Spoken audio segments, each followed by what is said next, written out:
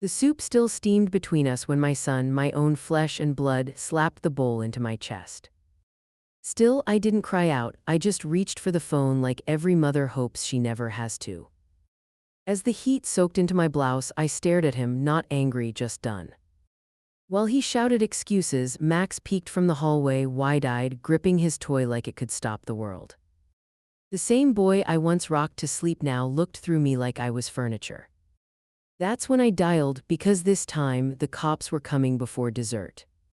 We're about to begin, but if you'd like, share where you're joining from. It reminds me this story doesn't echo into silence, it lands somewhere real. Drop it in the comments and don't forget to subscribe.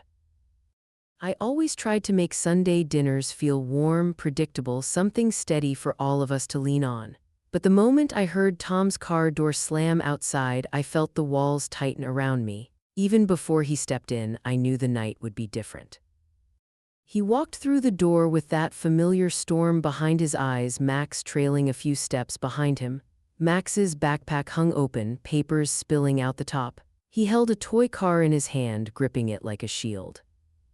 "Hi, Grandma," he chirped, bright on the surface, but I could hear the wobble underneath. I bent down and kissed his forehead. "Hey, sweetheart, go set up in the living room, TV's already on." He nodded and disappeared, the squeak of his sneakers skipping down the hall. When I straightened, Tom was standing in the doorway, arms folded, scanning the room like he was looking for something to be disappointed by. "You're late," I said, keeping my voice soft. "Traffic," he muttered. "There's never traffic on a Sunday." His jaw twitched. "You always have something to say." I ignored the sting and carried the soup pot to the table. "Dinner's almost ready. I used those noodles you like." "I don't like them anymore." He said it flatly, like a fact I should have known years ago. I didn't answer. I set the bowls down, laid the napkins out, small tasks to keep my hands from shaking. He slid into a chair and let out a long breath through his nose. "You didn't have to make all this, Mom. It's just dinner." "It's our tradition." "That's your tradition," he said, "not mine." I sat across from him, trying to find some stable ground between us. "Is everything okay?" He gave a dry laugh. "You always open with that when what you really mean is, what are you doing wrong now, Tom?" "That's not fair." "Fair?" He leaned back, eyes cold. "You call Max's school, you talk to his after-school program like you're the one raising him, you meddle in every part of my life." "That's not meddling," I said carefully. "You asked me to watch him because work has been rough. Stop talking like you know anything about my life." I felt myself shrink. It was the same pattern. I say one thing, he hears another, and suddenly we're standing on opposite sides of a canyon. "Tom," I tried again, "I'm just helping." "You're controlling," he snapped. His voice cut through the kitchen. The sound bounced off the cabinets and settled somewhere deep in me. I opened my mouth to respond, but he kept going. "You've always controlled everything. Dad, me now, Max, you think you know better than everyone." I froze. Mentioning his father used to be a boundary neither of us crossed. "That's not true," I whispered. He slammed his palm on the table, not hard enough to break anything, but loud enough to jolt my heart. "You always act innocent, like you never do anything wrong." I stood slowly, afraid a sudden movement might set him off further. "Let's just sit and eat, please." "Eat," he said, standing abruptly. "You think eating fixes anything?" His chair screeched backward, hitting the wall. I reached out a hand without thinking, just a mother trying to calm her child, even if that child was a grown man drowning in his own fire. "Tom," I whispered, "sit down. Don't tell me what to do." The tension snapped clean in half. His hand shot forward, not at me, but at the table. He slapped the bowl of soup so violently it spun off the edge. Hot broth splashed across my arm and cheek, burning sharp and sudden. The bowl shattered on the floor, pieces skittering under the cabinets. But the real blow was his face, rage so raw it didn't look like my son anymore. For a moment, everything went silent. Then I heard tiny footsteps behind me. Dad. Max's voice was barely a breath. Tom didn't turn toward him. He just stood there, chest heaving, fists clenched, as if he didn't know how to come back from whatever line he'd just crossed. The soup burned against my skin, but the deeper burn came from something colder. This wasn't an accident. This was a fracture years in the making. And as Max stood frozen in the doorway, waiting for someone to make this moment safe, I realized. The night wasn't over. Not even close. For a moment after the bowl shattered, none of us moved. The kitchen felt. Suspended, soup cooling on my skin, steam thinning in the air, Tom standing there like he didn't recognize his own hands. Max stayed frozen in the doorway, wide-eyed, gripping his toy car. I don't remember deciding to call. My fingers were just suddenly dialing, the phone shaking against my cheek. "Yes, this is Martha Benson," I heard myself say. I need help. My son is out of control." Tom turned slowly, like the words were pushing at him physically. "Mom," he whispered, "don't do this." But I'd already given the address. The sirens were faint at first, then growing louder, pulsing against the windows. Tom backed up to the counter, rubbing his face hard like he was trying to erase whatever he'd just done. When the knock came, two short, firm raps, the whole house seemed to flinch. I opened the door to an officer barely older than a college kid, Officer Greg Daniels, and behind him a woman who carried herself like she'd already solved half the case by the time she reached the porch, Detective Lisa Harper. "Ma'am," Daniels said, soft but steady, "are you hurt?" I touched the side of my cheek where the soup had splashed and felt the sting again, just shaken. Detective Harper stepped in, her eyes sweeping the room with quiet precision. She didn't need explanations, she could see them. The broken bowl, the tension hanging like humidity, Tom avoiding everyone's gaze. "Can you tell us what happened tonight?" she asked. I drew in a shaky breath. He got angry, it escalated, the bowl hit me when he slapped it off the table. Tom let out a bitter exhale. "I didn't hit you, Mom." Detective Harper gave him a brief look, measured, unreadable, before turning back to me. "Is this the first time something like this has happened?" "Yes," I said too quickly, and then softer, "at least like this." She nodded once, then walked farther into the kitchen. Every detail caught her eye, the dent in the drywall, the tension in Tom's posture, the way I kept flinching every time he shifted. Officer Daniels approached Tom carefully. "Sir, we're going to need to ask a few questions." Tom's jaw tightened. "Nothing happened." "That's what we're here to figure out," Daniels said, no threat in his voice, just procedure. I felt the weight of Detective Harper's attention settle on me. "Martha, you seem scared. Is there more going on?" I opened my mouth, but the truth stuck behind years of habit, years of covering for him, protecting him, pretending. "I don't know what's going on with him anymore," I said finally. "I don't even know who he is lately." A small voice drifted in from behind me. "Grandma." Max stepped out from the living room, eyes shiny and uncertain. His toy car wobbled in his hand. Officer Daniels crouched immediately. "Hey buddy, you okay?" Max's gaze darted to his father, then to me. "Why are the police here?" My heart twisted. He shouldn't have to ask questions like that. Detective Harper lowered herself to Max's level too, her tone gentle. "We're just making sure everything's safe tonight, that's our job." Max nodded, though confusion hovered on his face. He shuffled toward me, holding onto my arm like he was anchoring himself. Detective Harper straightened. "Officer Daniels, would you speak with Mr. Benson outside?" Tom stiffened. "I'm not leaving my son." Harper stepped closer, unblinking. "You're not being arrested, we just need space to talk." Tom looked at me then, anger, fear, shame, all tangled together. "Mom, tell them I didn't do anything." I opened my mouth, but nothing came out. I didn't know what truth to pick, not anymore. Officer Daniels guided him toward the front door. Tom didn't fight, he just let himself be steered out into the flashing lights. Detective Harper touched my elbow lightly. "Martha, this didn't start tonight, we're going to figure out what's underneath all this." Her voice was steady, but the words made the room tilt. Because deep down I knew she was right. And as the door closed behind Tom, leaving the house unnervingly quiet, a cold thought settled in my chest. This was no longer just a family argument. It was the beginning of something I couldn't control. The house felt strangely hollow after they led Tom outside, like his anger had pulled all the air out with it. Detective Harper stayed with me in the kitchen, her presence steady but unyielding. She didn't press me right away. She just let the silence stretch until it felt impossible to sit in it any longer. I sank into a chair, staring at the soup splattered on the floor. A smear of broth glistened on a shard of ceramic, catching the light like a warning. "Take your time," Harper said quietly. But time wasn't what I needed. What I needed was answers, ones I'd avoided asking for too many years. "I don't know when he became like this," I murmured. She pulled out a small notebook but didn't open it yet. "You said earlier you don't recognize him anymore. When did that start?" I closed my eyes, and the memories came fast, sharper than I expected. M at 12, storming out of the house after a fight with his father. Tom at 15, punching a locker door so hard he fractured his hand. Tom at 17, screaming at me because I had no right to ask why he missed curfew. "He's always had a temper," I admitted, "but it wasn't violent, not like tonight." "Where do you think it came from?" Harper asked.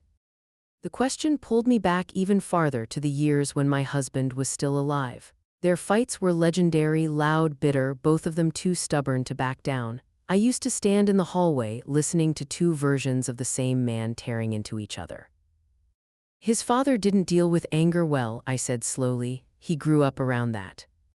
"Did your husband ever get physical?" she asked gently. "Not with me," I said, "but with Tom they butted heads hard. His father expected too much from him, and Tom, he hated disappointing him." The detective nodded, letting the weight of that settle. "Sounds like the pattern didn't start tonight." I bristled, not at her words but at the truth in them. "It wasn't like this," I insisted. "Tom didn't hurt people, he just lashed out, got frustrated easily, he always cooled down." "Did he?" she asked softly. I thought of his ex-girlfriends, one tearfully telling me she couldn't handle his moods, another leaving without a word. I thought of the jobs he lost, the friends who drifted away, the neighbors who stopped inviting him to barbecues after a shouting match in the yard. I told myself they were misunderstandings. I told myself people were too sensitive. I told myself he'd grow out of it. But the truth was harder to swallow. I'd been sweeping broken pieces under rugs for years.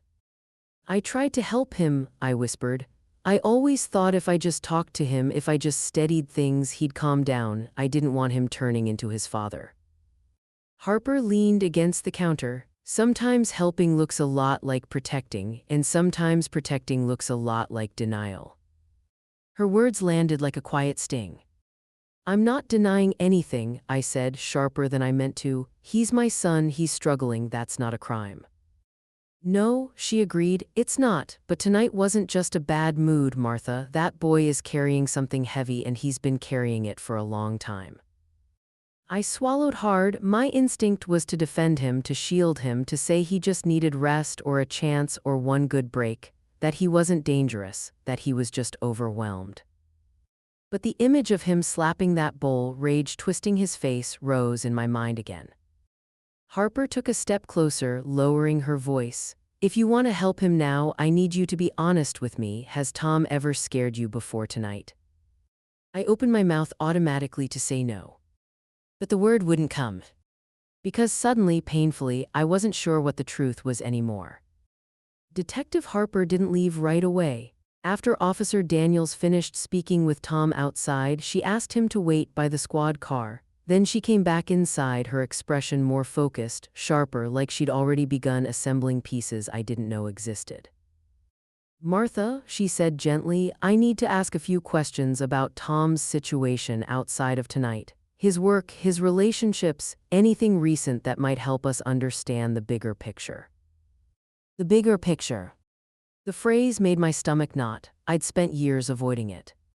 "I'm not sure what you mean," I said, folding my arms without realizing it. She studied me for a moment, then opened the notebook she hadn't used earlier.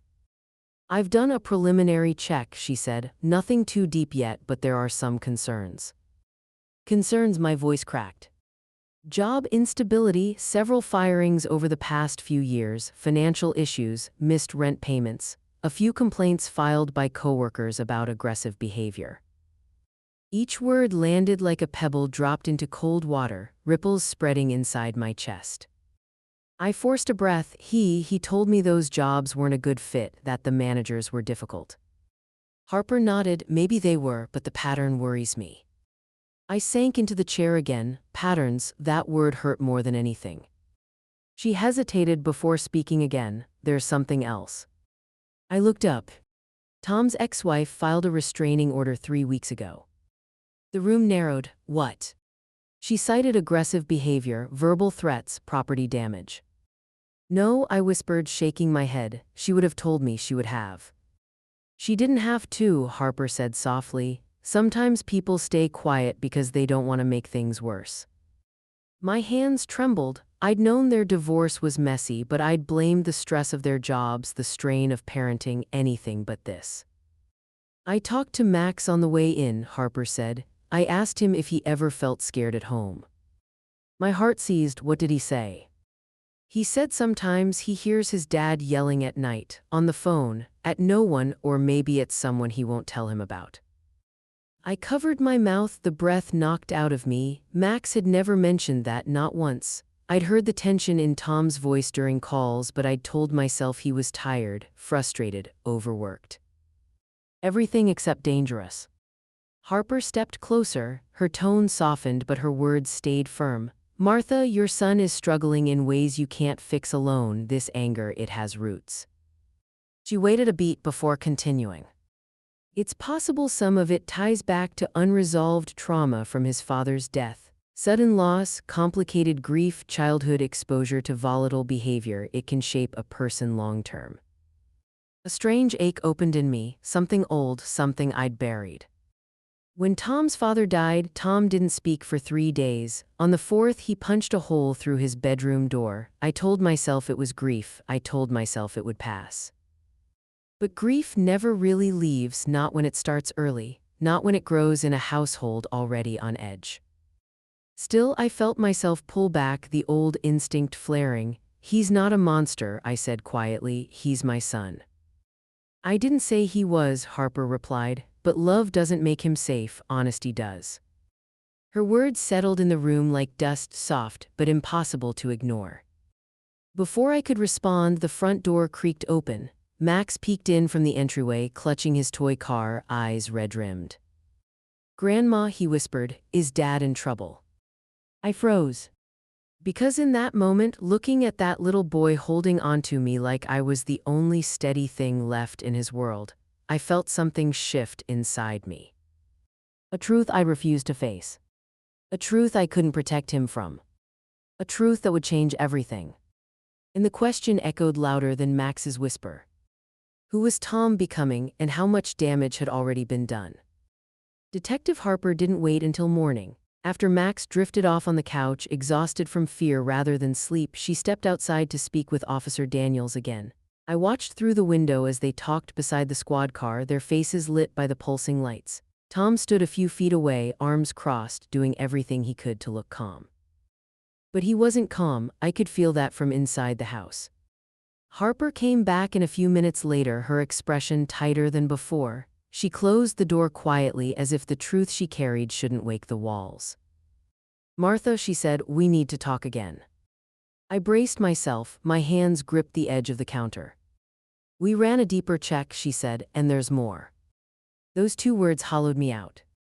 She opened her notebook, not hesitating this time. Tom has been involved in several altercations over the past decade, some reported, some not.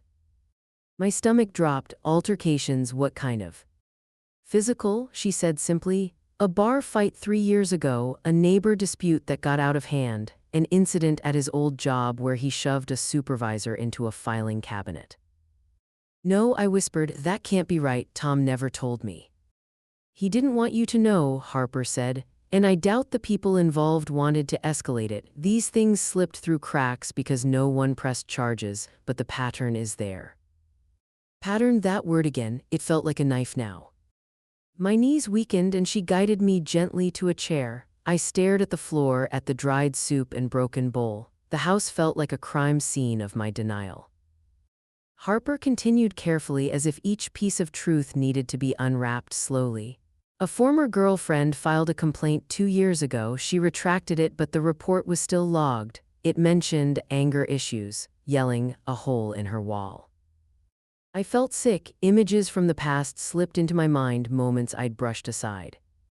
Tom slamming his bedroom door so hard the frame cracked. Tom throwing a remote across the living room during an argument with his ex-wife. Tom showing up at my door red-faced, trembling, saying he'd needed to blow off steam. I had smoothed them over, tucked them away, told myself he was overwhelmed or misunderstood. I thought I was being loving, supportive. Why didn't anyone tell me? I asked, voice thin. Because you've always protected him, Harper said. People sense that. Her words pierced something in me. To me, I had protected him from teachers, from bosses, from consequences. I remembered calling his high school principal to argue for removing a suspension. I remembered paying off a landlord after Tom punched a hole in a wall during an argument with a roommate. I remembered telling his ex-wife that Tom just needs patience. Had I been shielding him or sharpening him? Harper hesitated before the last blow. He also tried therapy once, briefly. I looked up fast. Therapy? He never told me that. He went for 3 sessions after his divorce. The therapist discharged him because he refused to engage, said he wasn't the problem. I felt something inside me tear a little. I thought he was hurting, but I never thought he was capable of this. Martha, Harper said gently, your son has been building pressure for years. Tonight wasn't sudden, you just finally saw it up close. Her words settled into me like cold water sinking deep. The truth I had avoided was no longer avoidable. Outside, I heard the muffled sound of Officer Daniels speaking with Tom, firmer now, less patient. Something in his tone made the hair rise on my arms. Harper's eyes lifted toward the window, her expression sharpening. Stay here, she said quietly, something's happening outside. A chill swept through me. Because in her voice, I heard something I hadn't heard all night. Urgency. The days after the incident blurred together, paperwork, phone calls, questions from people who sounded sympathetic but carried a practiced distance. Detective Harper came by twice to check on Max and me, each time leaving quietly like she knew the house was holding its breath. Then one cold Thursday afternoon, an envelope arrived, thick, official, stamped with the county seal. I knew before I opened it. My hands trembled anyway. Inside was the court's decision. Tom was to undergo mandatory anger management therapy while the investigation continued. Weekly sessions, progress reports, compliance checks. A part of me exhaled in relief, another part twisted tight with dread. When Tom came to pick up Max that evening, I handed him the envelope. His eyes skimmed the paper and his jaw locked so violently I heard his teeth click. You've got to be kidding, he muttered. It's not a request, I said softly. He crumpled the edge of the notice in his fist. This is because you couldn't keep your mouth shut. I stepped back at the venom in his voice. Tom, the police saw what happened. This isn't about me. So what now? I'm some criminal who needs fixing, he snapped. No, I whispered, you're someone who needs help. His face hardened. I don't need therapy, I need people to stop treating me like I'm broken. I felt my heart splinter. Tom, please just try, these sessions could. You're unbelievable, he cut in, pointing at me. This is exactly what I've been saying. You love controlling everything, even this.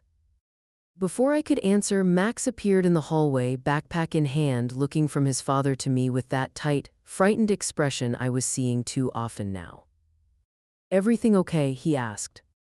Tom forced his face into something resembling calm. Yeah, buddy, let's go. But as they walked out, he shot me a glare so sharp I felt it long after the door closed.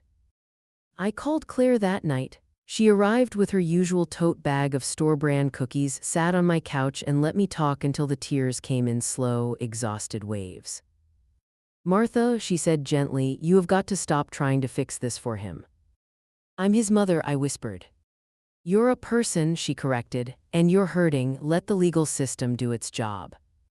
I shook my head. If I let go, what happens to him? Claire sighed. Maybe he finally gets the help he's avoided his entire adult life. Her words were kind, but they struck deep. I didn't answer. I couldn't. By the end of the week, the school called. Max had shoved a classmate during recess. He'd snapped at his teacher. He'd refused to hand in homework he'd finished perfectly the night before. He's anxious, the counselor said. Is everything okay at home? I wanted to say yes. I wanted to give her a neat explanation, something that made sense, but the truth was messier than anything I could fit into a polite phone call. He's just going through a lot, I managed. We all are. When I hung up, guilt washed over me in a fresh wave. Tom wasn't the only one unraveling. Max was slipping through cracks I couldn't fill fast enough. Detective Harper stopped by again 2 days later, her coat dusted with snow, her expression gentler than I'd ever seen. I heard about the court order, she said. How are you holding up? I don't know, I admitted. He's furious, he blames me. That's not yours to carry, she said firmly. Tom's actions led to this, not your report, not your honesty. I pressed a trembling hand to my temple. What if he refuses the therapy? Then the court escalates, she said, but that's on him too. I stared at the floor, tore in between fear and a hollow kind of hope. Harper looked toward the door, her voice softening. Martha, you can love someone and still accept that they need consequences.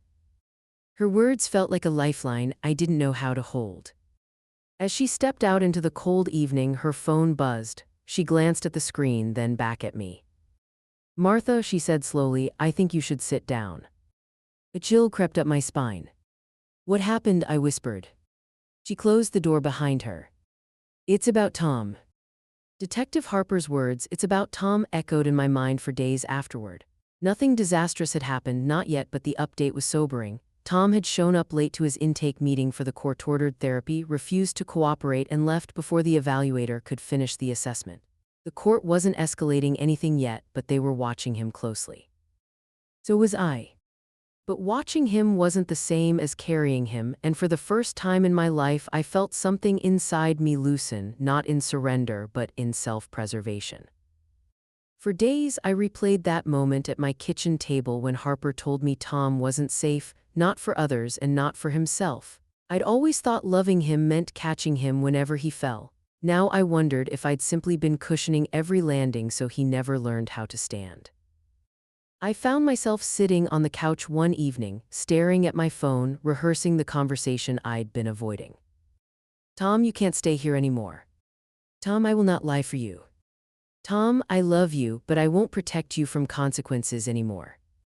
Every version felt like a betrayal. Every version felt necessary.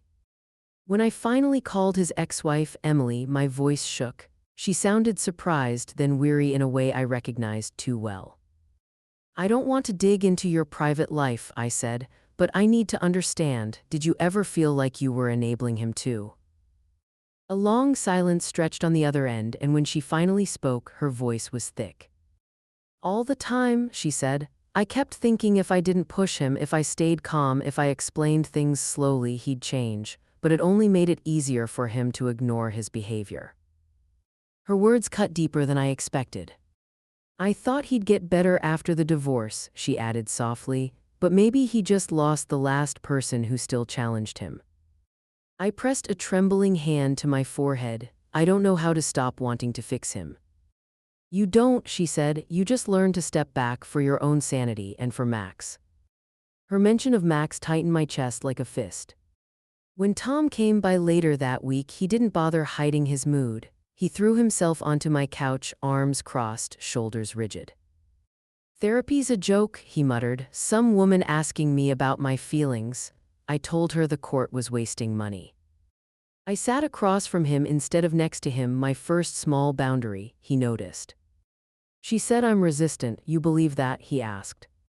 My voice felt fragile but firm. Tom, you didn't stay long enough for her to see anything else. He glared at me. Oh great, so now you're siding with them. I'm siding with reality, I said quietly. His eyes narrowed. What's that supposed to mean? I swallowed. It felt like pushing against a door that had been sealed shut for years. It means I can't keep pretending this is just stress or bad luck or misunderstandings. You need help, real help, and I can't protect you from this process anymore. The silence that followed was colder than any shout. You're unbelievable, he said finally, standing abruptly. First you get the police involved, now you want to act like you're some kind of victim. I'm not acting, I whispered. He grabbed his coat, muttering under his breath, and slammed the door on his way out. For the first time, I didn't chase after him. Max's school called again the next morning. Another meltdown, another fight on the playground, another worried voice asking me if things were stable at home. "He's scared," the counselor said gently. "He's carrying something heavy." I hung up and stared at the wall, feeling my heartbeat in my throat. My son was unraveling and my grandson was following close behind. Something had to change.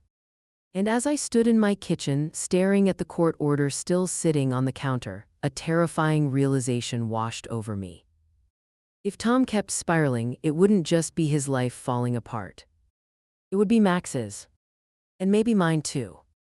Tom didn't take long to retaliate. The first explosion came over the phone late evening when the house was finally quiet and Max was asleep in the guest room after another rough day at school. I should have let the call go to voicemail, but habit and hope made me answer. "You're really doing this to me?" Tom's voice came through sharp, jagged, now when I'm already drowning. I kept my tone steady. "I'm not doing anything to you, I'm stepping back, that's different." "Don't give me that therapy nonsense," he snapped. "You think setting boundaries makes you some kind of hero. You're abandoning me just like always." Always. The word hit its mark because Tom had always known where to aim.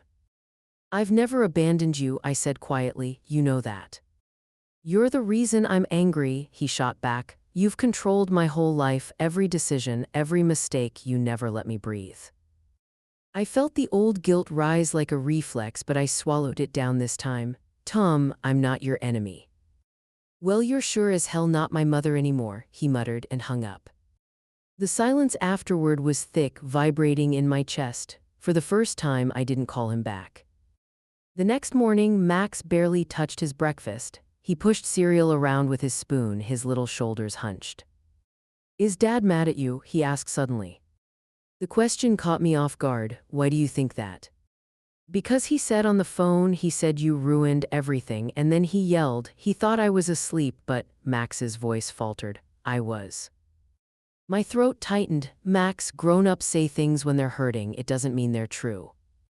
"But he sounded scared," Max said, "and when he's scared, he gets loud." The innocence of that observation nearly broke me. I reached across the table and took his hand. "You're safe here, that's what matters right now." But even as I said it, I felt the weight of how fragile that safety was. Tom's pushback didn't end with the phone call. 2 days later, he showed up without warning, pounding on my door like an emergency had dragged him there. I opened the door just a crack. "Tom, you can't come by without calling." He pushed lightly against it, not enough to force entry, but enough to test the line I'd drawn. "Mom, come on, I need to talk." "Not like this," I said, "not when you're angry." "I'm angry because you won't help me," he snapped. Then, softer, almost pleading, almost rehearsed, "I'm trying, I'm doing my best, but you always make things harder." There it was, the pivot from rage to victimhood, the tone I'd caved to 1,000 times before. I opened the door a little wider but kept my body still, blocking the threshold. "Tom, I love you, that hasn't changed, but I can't keep cleaning up after the things you refuse to face." He stared at me, disbelief melting into something darker. "So this is it, you're choosing them over me, police, courts, strangers, over your own son." "I'm choosing what's right," I whispered.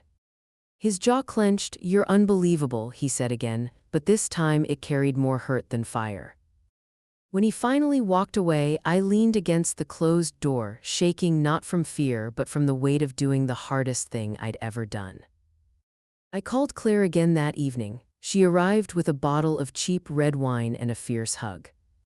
"You're doing the right thing," she assured me. "Boundaries aren't punishment, they're love with a backbone." "I feel like I'm breaking him," I whispered. "No," she said firmly, "you're just no longer breaking yourself to keep him standing." She was right, I felt it, a painful truth settling in.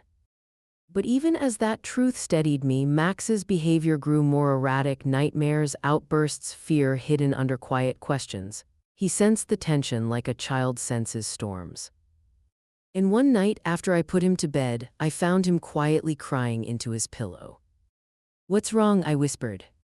He looked up at me, eyes wide with something far too old for a 9-year-old. What if Dad gets mad at me too? My heart splintered. And in that moment I knew. Tom wasn't the only one I needed to protect. Detective Harper called just after sunset, right in that thin, uneasy hour when the house always felt too quiet and Max hovered in the living room pretending not to listen for the phone. I almost didn't answer. I wasn't sure I could carry one more piece of bad news. But something in my gut told me I had to pick up. "Martha," she said, her voice low but urgent, "I've found something, you should sit down." My chest tightened. "Is Tom okay?" "He's not in danger," she said carefully, "but this is important." I lowered myself onto the couch, the room dim and still around me. "What is it?" Harper exhaled, the kind of breath people take before opening a door no one wants opened. "It's about Tom's father." My heart stuttered. "What about him?" "We pulled some of your old neighborhood reports from the years before his death," she said. "A few redacted calls from neighbors, noise complaints, arguments, physical disturbances." I frowned. "We argued, yes, but he never." "I'm not talking about you," she said gently. "I'm talking about Tom." The words sank slowly, like sinking stones in cold water. "I don't understand." Harper paused. "Martha, your husband was reported multiple times for physical aggression toward Tom." The room went silent. "No," I whispered. "No, that can't be right. He would have told me." "Children rarely tell," she said softly, "especially boys who think they're supposed to take it. Especially when a parent is already carrying a lot. Tom was protecting you just as much as himself." My vision blurred. "Physical aggression, you mean?" "Discipline that crossed lines," she said. "Shoving, grabbing, at least one instance a neighbor reported as a possible hit." The word hit hollowed me out. I closed my eyes and suddenly memories I'd never pieced together started rushing back. Tom flinching when his father raised an arm to stretch. Tom locking his bedroom door every night after arguments. Tom staring at the floor whenever his father walked into the room. Tom refusing to take off his hoodie for dinner in the middle of July. Small things too small for me to see then, now too large to ignore. How could I not know?" I whispered. "You weren't supposed to," Harper said. "Your husband didn't want you involved and Tom didn't want to make things worse." Guilt surged through me, thick, suffocating. All these years, all this anger, has he been carrying this alone? "For decades," she confirmed, "and trauma doesn't go away on its own, it festers, it shapes everything." I pressed a trembling hand to my mouth. Tom's rage, his defensiveness, his explosions that seemed so disproportionate, his refusal to trust help. It wasn't born last month or last year. It was born in my house. And I never saw it. "Martha," Harper continued, "this doesn't excuse his behavior, but it explains some of it. It means the therapy he needs isn't just anger management, he needs trauma-specific counseling, real treatment." I nodded slowly, though my throat burned. "He won't agree, he can't even admit he needs help now." "That's where you come in," Harper said, "not to shield him, not to fix it, but to help him see the path forward and still hold him accountable along the way." I leaned back, tears slipping hot and silent down my cheeks. How do I do both? How do I help him without losing myself again? "That's the hardest part," Harper said, "but you don't have to decide tonight. Just don't give up on the possibility that he can change. People with trauma can heal if they choose to." I stared at the dark window, seeing reflections of a mother who thought she knew her son and a child she had never really understood. Support without enabling. Love without surrender. Boundaries without abandonment. Where was the line? As I hung up the phone, Max appeared at the doorway, wiping his eyes, pretending he hadn't been listening. "Grandma," he whispered, "is Dad bad?" My breath caught. Because I finally understood. Tom wasn't bad. He was broken. And now everything in our lives hinged on whether he could face that truth. It took me 2 full days to work up the courage to call Tom.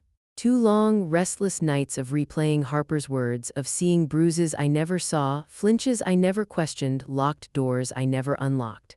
2 days of Max asking careful questions about his father, questions a 9-year-old shouldn't have to form. When Tom finally agreed to come by for a minute, his voice held that brittle edge, the kind he used when he was pretending not to be afraid. He arrived just before dusk. The fading light made him look older somehow, worn around the eyes. He walked in slowly, like the house itself held memories he wasn't sure he could bear. "Mom," he said quietly, "what's this about?" I motioned for him to sit at the kitchen table, the same table where the soup had once spilled like a warning neither of us had wanted to read. He hesitated before sitting, hands clasped tightly, jaw flexing. I took a breath that felt too big for my chest. "Tom, Detective Harper found something," I said gently, "something you never told me." His shoulders tensed immediately. "What now?" "It's about your father." His face changed, subtle but unmistakable, a flicker of something raw, something wounded. He looked away. "She told me about the reports from neighbors from before he died." The silence that followed felt like a storm cloud settling over the table. Tom swallowed hard, still staring at the floor. "I knew this was coming," he whispered. "I knew once you started digging it would all come out." I reached for his hand but stopped halfway, unsure if touch would comfort or break him open. "Tom," I said softly, "why didn't you ever tell me?" His breath shook, barely audible. "Because you loved him," he muttered, "and I didn't want to be the reason that changed." My heart cracked. "Honey, loving him shouldn't have meant losing you." He finally lifted his eyes. They were wet, though he blinked hard to hide it. He'd get angry and it happened fast, a shove, a grab, sometimes worse, and afterward he'd say I provoked him, that I needed to toughen up, that real men don't talk about it. His voice broke on the last word. I felt tears burn hot behind my eyes. "Oh, Tom." "I was scared," he whispered, "but I figured if I just kept it quiet, if I didn't make trouble, he'd eventually stop, and after he died I told myself I should just move on, be stronger, forget it." He let out a bitter, shaky laugh. "But all I did was carry him inside me, all that anger, all that fear, it just sits there. And when something pushes the wrong button, it's like I'm 16 again and he's right there, yelling, shoving." He stopped, voice choking. "I don't want to be like him, but sometimes I feel like I already am." I finally took his hand. He didn't pull away. "Tom," I said, voice trembling, "you're not your father, but the pain he left in you, it's real, and it's hurting you and all of us." He wiped at his eyes with the heel of his hand. "I never dealt with it, not once. I've spent my whole life pretending I was fine, blaming everyone else. And when you tried to help, I pushed harder, because accepting your help meant admitting something was wrong. My own guilt rose up, sharp and familiar. I enabled you," I whispered. "I kept trying to cushion every fall. I thought I was helping." "You were," he said quietly, "but I didn't want help, not the real kind." We sat in that truth for a long, fragile moment. Finally he exhaled, long and unsteady. "I'll go back to therapy," he said. "Not because of the court, because I need it. I'm tired, Mom. I'm tired of being angry. I'm tired of hurting the people I love." His voice cracked again. "I'm sorry for what I did, for everything." I reached across the table and held both his hands in mine. "Thank you," I said, tears slipping free. "That's the first step, and it's a big one." He nodded, wiping his cheeks again. "I don't know if I can fix everything." "You don't have to fix everything today," I said. "You just have to try." For the first time in months, maybe years, I saw my son, not the rage, not the defensiveness, not the broken pieces he carried, but the boy who once crawled into my lap after nightmares, trembling, begging me not to tell his father he'd cried. We stayed like that, hands clasped, breathing in the same quiet air. But when Tom finally stood to leave, he hesitated at the door. "Mom," he said, "there's something else I need to tell you, something I should have said a long time ago." His expression made my stomach drop. This wasn't over. Not even close. For weeks after that night at my kitchen table, Tom moved through his days with a different kind of heaviness, one that looked less like rage and more like effort, real effort. He started attending therapy every Tuesday and Friday, sometimes coming out looking wrung out, other times quiet and thoughtful. He didn't talk much about the sessions, but he didn't avoid them either. And that alone felt like a miracle I wasn't sure I deserved. One evening, after picking up Max, Tom came by to drop off an envelope the court needed me to sign. Instead of storming in or pacing angrily like he used to, he lingered on the doorstep as if waiting to be invited into a space that was no longer automatically his. "Can I come in for a minute?" he asked, voice low. I nodded and stepped aside. Max darted past him, heading straight for the living room. For once he seemed more relaxed, still cautious but lighter. He'd been doing better at school too, fewer meltdowns, fewer nightmares. The counselor said stability was helping. I silently prayed it was true. Tom stood in the kitchen, hands in his pockets, rocking slightly on his heels. "Therapy was heavy today," he said quietly. I didn't push, I'd learned not to. "You want tea?" "Yeah," he said after a moment. "Tea sounds good." We sat at the table with our cups between us. It wasn't tea comfortable yet, not the way things used to be, but there was an honesty hanging between us now, a fragile one, but real. He rubbed his palms together. "We talked about Dad again," he said, "and about how I learned to explode instead of feel anything." I nodded. "That makes sense." He gave a humorless smile. "Yeah, well, apparently I've been carrying around a lot more than I realized." "I'm proud of you," I said softly. His breath hitched almost imperceptibly. "Thanks, still feels weird to hear that." There were moments, tiny ones, when I'd see a flash of the old anger, a twitch in his jaw, his voice rising a little too fast. But now, instead of denying it or blaming someone else, he stopped. He breathed. He tried again. Sometimes that attempt alone was enough to break me open with gratitude. Claire continued to check on me too. She dropped by after her evening walks, settling onto my couch with her shoes still on, talking about her day until she gently steered the conversation back to Tom. "You're doing better," she observed one night, studying me with that careful gaze of hers. "You look less like you're shrinking inside your own skin." I let out a shaky laugh. "Some days I feel like I'm regrowing parts of myself I forgot existed." "You are," she said, "and you're allowed to feel hopeful and scared at the same time." I sighed. "I don't want to get too comfortable. It feels like if I blink, everything could fall apart again." "Because it could," she said plainly. "Healing isn't linear, and you're not responsible for managing his emotional weather anymore." She was right, I was, but letting go of that role felt like learning a new language at 60 years old. Still, slowly, the house began to feel less like a battlefield and more like a place where repair was possible. One Sunday afternoon, Tom and Max came over for lunch. Max laughed more that day, an unguarded, belly-deep laugh I hadn't heard in months. When Tom saw it, something in him softened, a quiet pride, a quiet grief too. After they left, I stood at the sink washing dishes, letting the warm water run over my hands. I was tired, but the good kind of tired, the kind that comes after a long climb with a real view at the top. But as I dried my hands, my phone buzzed on the counter. A text from an unknown number. "Mrs. Benson, this is Detective Harper. I need to speak with you as soon as possible. It's about Tom." My breath caught. Just like that, the fragile piece I'd been holding onto trembled at the edges. Detective Harper's message had made my heart stop, but when I finally reached her, the news wasn't catastrophic.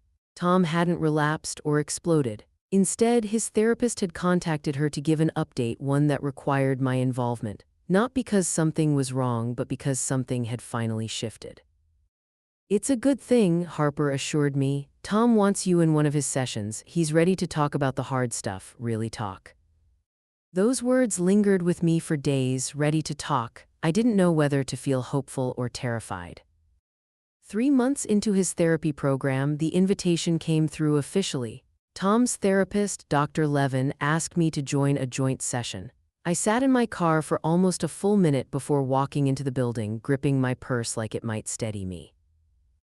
Tom was already inside the softly lit therapy room, sitting on a couch with his hands clasped so tightly they turned white at the knuckles. He looked up when I entered, nervous but grounded in a way I hadn't seen in years.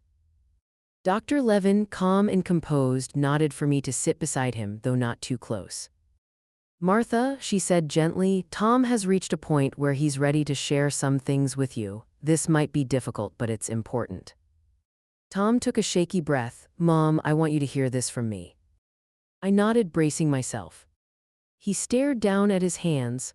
I spent so long pretending what happened with Dad didn't matter. I told myself it wasn't abuse, that I deserved it, that I'd provoked him. His voice wavered, and for a moment he looked like the frightened teenager I'd somehow missed. I didn't want you to know, he continued, because I knew it would destroy you, and because part of me believed if you didn't notice, then maybe it wasn't real. My eyes stung. I forced myself to breathe.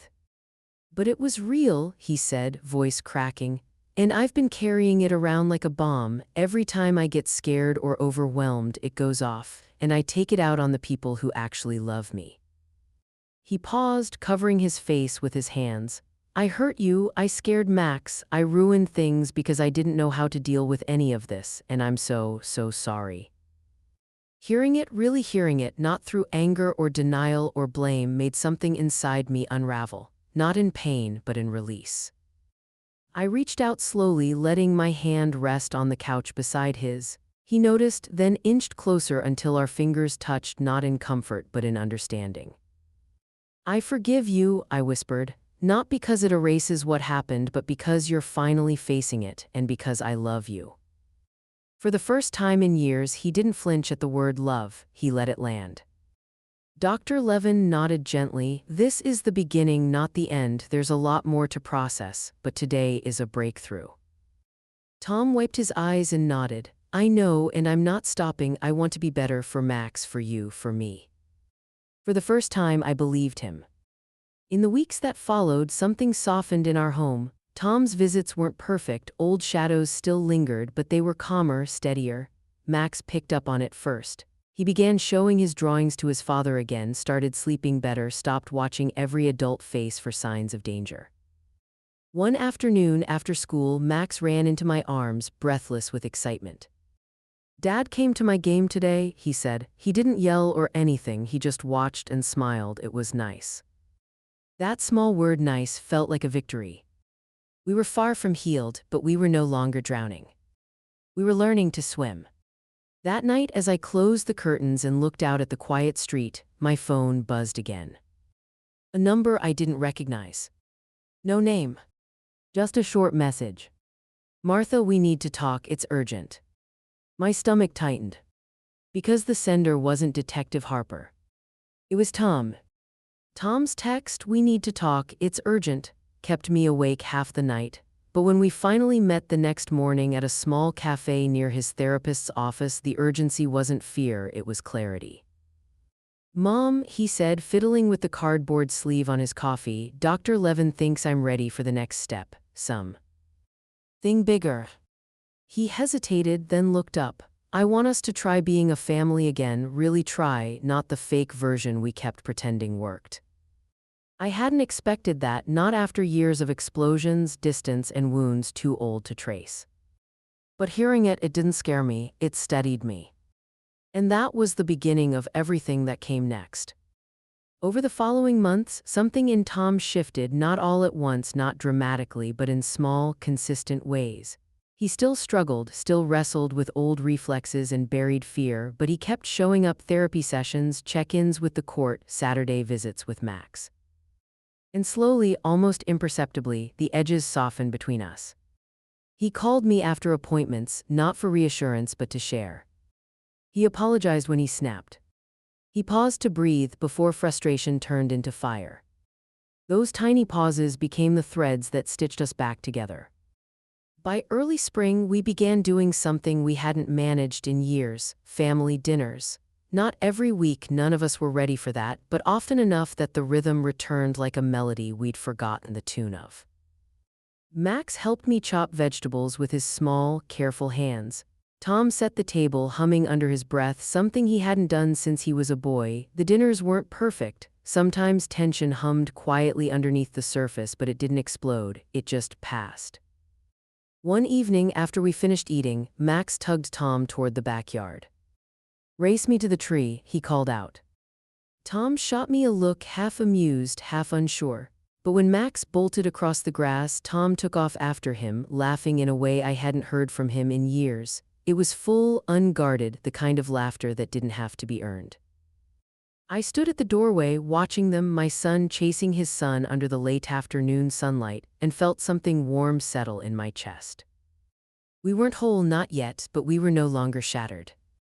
Tom and I had our moments still. There were days he grew quiet, pulled inward, wrestling shadows only he could see. There were moments when his voice tightened too quickly, when I felt the ghost of old fear stirring. But now, instead of lashing outward, he turned toward the tools therapy gave him. He'd excuse himself to take a breath outside. He'd send a text later apologizing.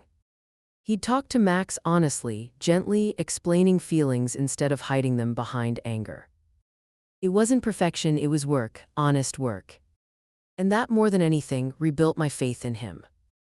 Claire saw it too. One afternoon, as we sat on my porch drinking lemonade, she watched Tom inside with Max, helping him glue pieces of a school project together, patient even as the glue stuck to his fingers. "You look lighter," she said. "I feel lighter," I admitted. She smiled. "Healing looks good on you, Martha." Healing looked good on all of us. But the biggest change came one quiet evening when Tom lingered after dinner. Max had already fallen asleep on the couch, curled up under a throw blanket. Tom stood in the kitchen doorway, hands in his pockets, a soft determination in his eyes. "Mom," he said, "there's something I've been thinking about." I turned toward him. "What is it?" He hesitated, then stepped closer, his expression serious. "I'm thinking I might want to reopen the case about Dad, not to hurt anyone, not for revenge, just to finally tell the truth." My breath caught. Not fear. Not dread. Just the weight of what that meant. Because this wasn't just healing. It was reckoning. And it was only the beginning. Spring had warmed the air just enough that I decided to invite everyone over for a small family dinner, a quiet celebration of how far we'd come. Nothing extravagant, just grilled chicken, roasted potatoes, and the soft hum of a life beginning to feel possible again. Tom arrived with Max, both carrying a grocery bag of ingredients they'd picked out together. Max ran ahead, excited, but Tom lingered in the doorway, scanning the house with a look I recognized. Cautious hope, fragile but real. The evening began well. Laughter, shared stories, Max's animated retelling of a school competition he'd won. Even Tom smiled easily, genuinely, the way sunlight slowly pushes back a storm. But healing was never linear. It happened when a plate slipped from my hand and shattered on the kitchen tile, loud, sudden, sharp as a lightning strike. Tom froze. His shoulders locked, his breath caught, his fists clenched. Every old reflex surged to the surface in an instant. For a split second, I saw the shadow of the man he used to be, the man he fought so hard to leave behind. "Dad," Max whispered from the doorway. Tom blinked, the sound of his son's voice pulling him back. He unclenched his hands, stepping away from the broken plate like it was something dangerous. "I'm okay," he said, voice strained. "Just give me a minute." He walked out onto the porch, breathing hard, his chest rising too fast, his eyes wet with frustration, not at us but at himself. I followed quietly, stopping a few feet behind him. "Tom," I said softly, "it's all right." "No," he whispered, gripping the porch railing. "It's not." I felt it, Mom, that snap, like something in me wanted to flare up again. He wiped his face angrily, ashamed. "What if I never get rid of this? What if it's just in me?" I stepped closer, laying a gentle hand on his back. He didn't pull away. "Maybe it will always be there," I said. "The trigger, the fear, the memory, but that doesn't mean you're powerless. You stopped yourself, you came outside, you didn't yell, you didn't break anything. That is progress." He let out a shuddering breath. "It still feels like I'm failing." Failing would have been walking away from therapy. Failing would have been pretending you don't need help. Failing would have been never trying at all. I paused, letting the quiet settle around us.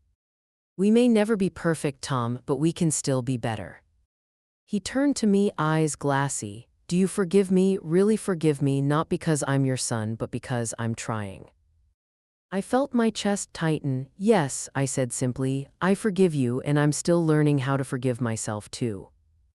There was something unburdening in the honesty, his and mine. We went back inside together, calmer, grounded. Max sat cross-legged on the couch watching us with a seriousness that didn't belong to a child. "Dad," he said carefully, "did you used to get mad a lot?" Tom looked at me, then at his son. He knelt down so they were eye level. "Yeah," he said, "I did, and it hurt people I love. I'm trying really hard not to be that person anymore." Max nodded slowly. "It's okay if you're still learning. Grandma says adults don't magically figure stuff out." I snorted, embarrassed. I might have said that once. Max crawled onto his dad's lap and hugged him. "As long as you're trying," he mumbled, "I'm not scared." Tom's face crumpled, not with shame but with gratitude. Later that night, after Max had fallen asleep on the couch again, the three of us sat at the kitchen table, dishes cleared, just breathing the same quiet air. "We should do this regularly," Tom said. "Check in, make sure we're all okay." "A family meeting," I suggested. "Yeah," Tom said, "a real one, once a month." Max, half asleep, murmured, "But with cookies." "We'll have cookies," I promised.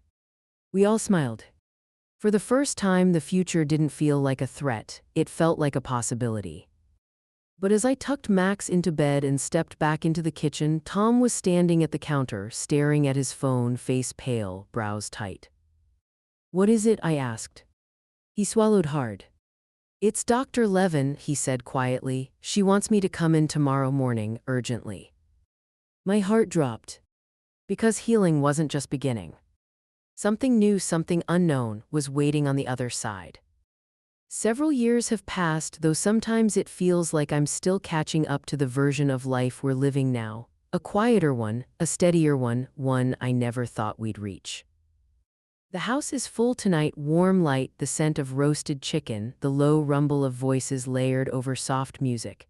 It's my 65th birthday, but the celebration feels less like a milestone for me and more like a marker for all of us. Proof that survival can turn into something like peace. Tom is in the kitchen, slicing cake with a patience I once believed he'd never learn. His movements are slower now, intentional, grounded. Therapy didn't turn him into a different man, it helped him learn how to be himself without the storm inside. I watch him laugh at something Max says, and the sound is natural, unforced. It doesn't carry the tension it used to. Max, almost 16 now, is sprawled on the couch with the lanky ease of a growing boy who finally trusts the world not to tip beneath his feet. He's doing well at school, better with friends, and better with himself. Stability has given him room to breathe in a way he never had when he was little. "Earth to Grandma," he says, waving a hand. "You're zoning out again." "Thinking," I tell him, "old people do that." Tom snorts, "Careful or she'll make you help clean the whole kitchen." Max grins and tosses a pillow at him. They banter easily, something that once felt impossible. When we sit down together for dinner, the table is imperfect and alive. Claire teases Tom about his haircut. Max insists we sing even though Tom claims birthday songs are cruel and unusual punishment. Someone knocks over a cup and instead of panic, there's laughter as napkins blot the spill. I take it all in quietly, each moment landing softly but deeply. After everyone's eaten too much and the dishes are stacked in the sink, Tom steps out onto the porch. I follow, finding him leaning against the railing, hands tucked into his jacket pockets. "You okay?" I ask. He nods, just thinking how different it all feels. He hesitates. "I didn't think I'd ever get here." "Neither did I admit." He looks at me, steady, honest. "I'm still learning, still catching myself, still messing up sometimes." "That's being human," I say, "not failing." He huffs a quiet laugh. "Dr. Levin said something like that last week. She also told me I'm allowed to celebrate progress, that it's not bragging to feel proud." "And are you?" I ask. He doesn't answer right away, but when he does, his voice is soft. "Yeah, I think I am." We stand there a moment, the air cool, the porch light dim. I study him, not the man he once was, not the boy I failed to see clearly, but the person he fought hard to become. Someone who shows up, someone who apologizes, someone who chooses better even when it's hard. Inside, Max calls out that the candles won't light and Claire is absolutely cheating at a board game. For a long time, that kind of noise meant tension in our house. Tonight, it's comfort. "Come on," I tell him, "your son needs backup." Tom smiles, the kind of smile that settles rather than startles. "Yeah, let's go." We step back inside as a family, not fixed, not flawless, but whole enough to keep moving forward together. Later, when the house is quiet again and the last of the cake is put away, I sit alone at the kitchen table. The same table where everything once broke open. The same place where we rebuilt piece by piece, slowly, painfully, honestly. I let myself remember it all, not with fear now, but with clarity, with gratitude for the work we chose, the truth we faced, and the future we earned. And as I switch off the last light, the words settle in my chest, gentle but true. He hit me over soup, but in the end, we were all served something more meaningful, a chance to rebuild piece by piece.